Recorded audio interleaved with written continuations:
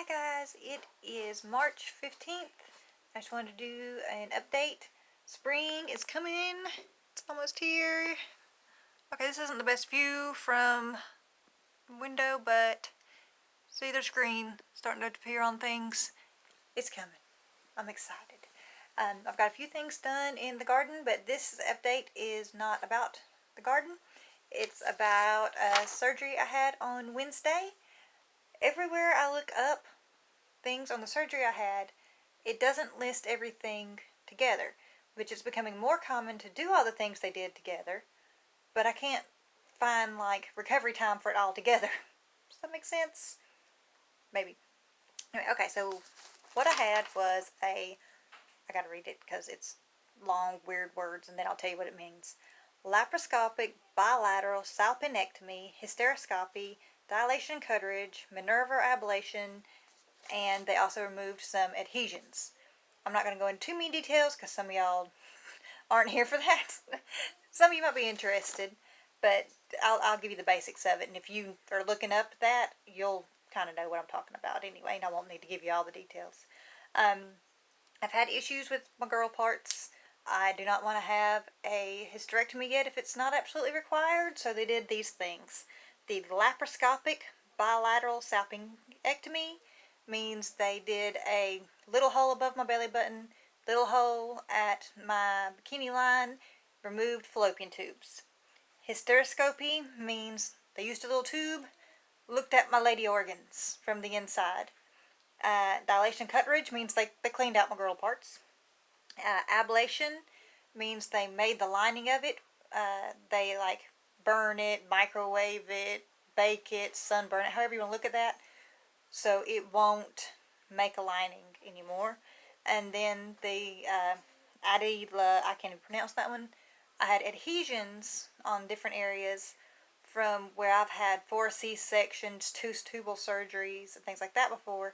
You know, when you have scar tissue on it's on the inside, sometimes it'll connect one organ to another organ, and that can cause pain when you like turn or things shift or digestion or whatever, and it'll pull on a nerve. Sometimes you might have it and it doesn't bother you at all because your internal organs don't have that many nerves.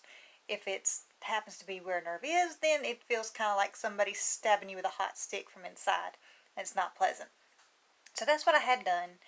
And like I said, a lot of these, they're all pretty common things, and them are huge major things, but I can't find them listed together. I can find recovery time for bilateral salpingectomy, and that's like up to 2 weeks.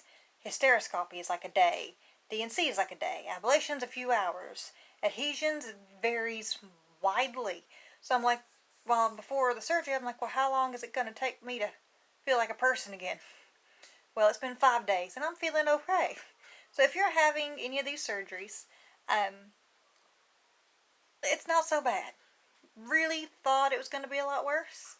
The worst part for me was waking up from anesthesia, because I just take longer to wake up from anesthesia. It seems to take forever, and I'm tired and I'm groggy.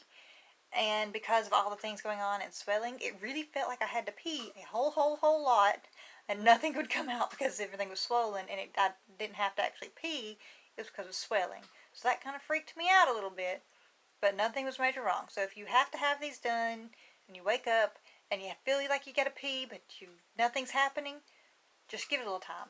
Make sure your IV's working properly as well. Turned out mine had gotten like a crimp in the tube, so I wasn't getting all the fluids they thought I was, and that's why I didn't actually have to pee yet. After like 3-4 hours after surgery, I still hadn't peed, and it was because they thought I had a lot more fluids in me than I did, which once they got that flushed through and I drank some more water, I went and I peed. I was fine. I could leave. I went home the same day. I'll show you my top scar. I ain't going down to the bottom one, so I'm just going to show you my belly button. Alright, and see, it's got some bruising around it. It's not bad. This is the cut, and they put glue on it. Now, the glue's kind of raised a little bit, so things kind of get caught on that, and Elevie seems to elbow me there every time. But other than that, I'm pretty okay. I could walk around the first day. Unlike a C-section, like just raising my head after a C-section, like burning pain at the cut, with these, none of that. I can walk around. Like I said, anesthesia takes forever to wear off in me, And they also gave me a nausea patch behind my ear so I wasn't nauseous. But it made me really kind of wonky for the first couple of days because you can wear the nausea patch for 3 days. I wore it for 2, and then I was like, okay, I think my nausea's fine.